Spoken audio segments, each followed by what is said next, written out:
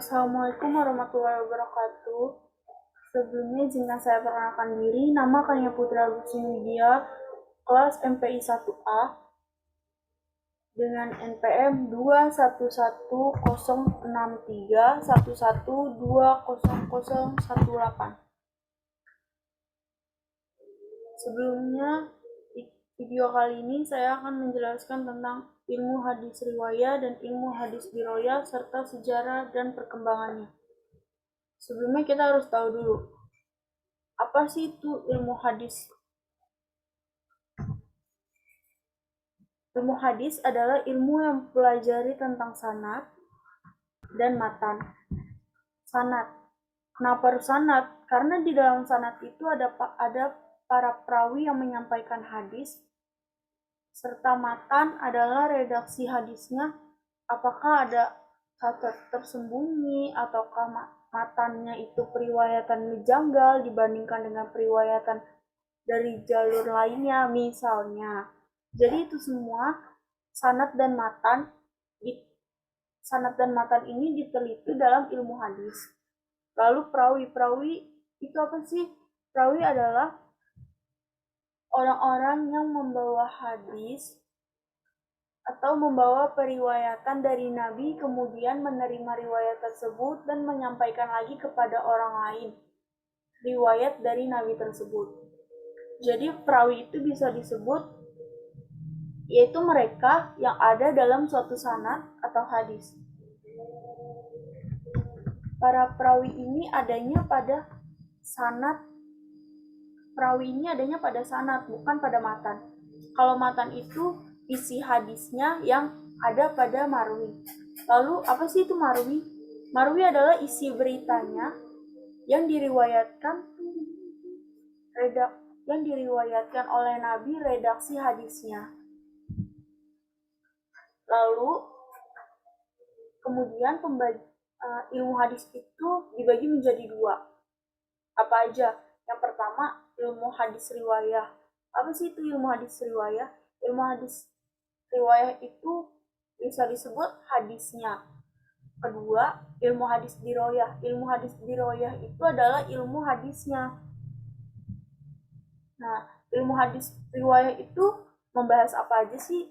Yang pertama, segala perkataan Nabi, perbuatan beliau, periwayatan dari beliau, baik persetujuan, sifat-sifat, dan lain sebagainya. Yang keempat itu batasan-batasan periwayatan dari Nabi. Yang kelima, ketelitian segala redaksi dari periwayatan tersebut. Jadi bisa dibilang ilmu hadis riwayah ini objek utamanya itu ya ada pada dalam diri Nabi sendiri, yang berasal dari perkataannya, perbuatannya, persetujuan, sifat-sifat, akhlak, dan lain-lain. Nah, selanjutnya ilmu hadis diroyah. Nah, ilmu hadis diroyah itu apa aja sih yang dibahas? Yang pertama, hakikat periwayatan. Periwayatan itu apa sih? Hakikat periwayatan itu seperti kita dapat berita nih dari si A. Lalu si A ngasih berita ke si B. Nah, si B ini kasih lagi berita ke si C. Tapi dia juga menyebutkan kalau dia itu dapat beritanya dari si A. Jadi bisa dibilang itu hakikat periwayatan itu adalah periwayat menyampaikan berita tapi nggak lupa dia ngasih contoh dia nyebutin dia dapat berita itu dari mana, seperti itu. Kedua, syarat-syarat periwayatan itu kayak metode atau cara perawi ketika dia menerima hadis dari gurunya. Yang ketiga, macam-macam periwayatan. Yang keempat, hukum-hukum periwayatan. Hukum-hukum periwayatan itu kayak kita nih dapat berita, tapi kita harus tahu dulu itu berita itu bisa diterima atau kurang meyakinkan, seperti itu. Yang kelima, keadaan para perawi dan syarat-syarat mereka. Maksudnya gimana? Maksudnya tuh kayak sifat perawi dan biografinya. Contohnya, perawi, contohnya nih harus gimana, baik atau kurang baik, dia orangnya jujur atau tidak, adil atau tidak. Terus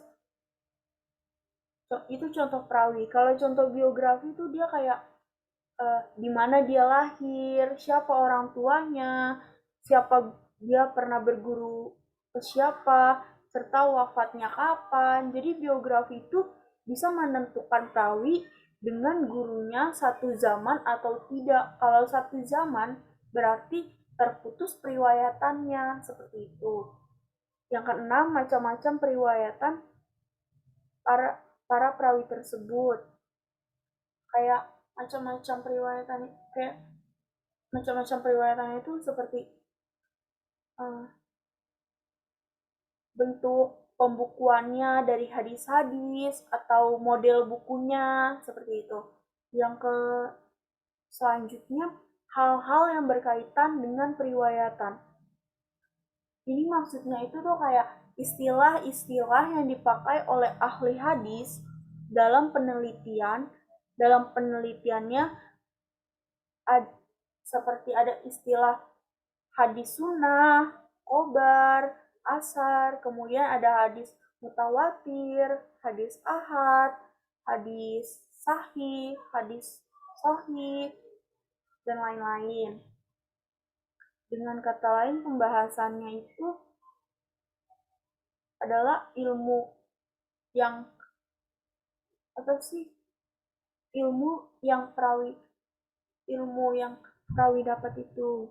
Itu penelitian sanad dan matan. Setelah sanad dan matan diteliti, nanti akan menghasilkan kualitas hadis yang bisa diterima atau ditolak oleh para